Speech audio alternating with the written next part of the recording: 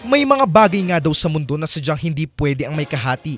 Pero minsan, sinusubukan tayo ng pagkakataon kung kakayanin ba natin na maging kaagaw ang isa sa mga taong pinakamalapit sa ating buhay.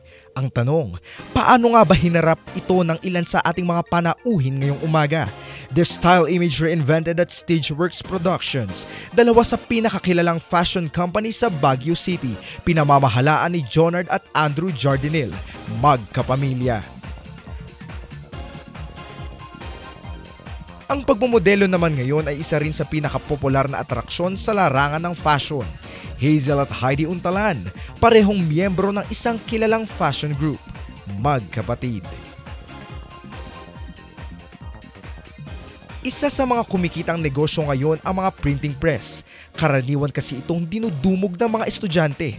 Dalawang kilalang printing presses sa Baguio City, Unique Printing Press at Prince Enterprises, pagmamay-ari nina Bart at Vengeon Cheng, magkaribal.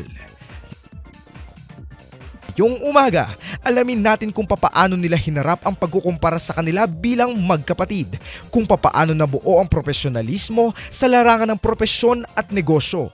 Lahat ng yan ating alamin. Magkaagaw, kapamilya, kapatid, karibal. Pag-usapan natin yan sa Talk of the Town.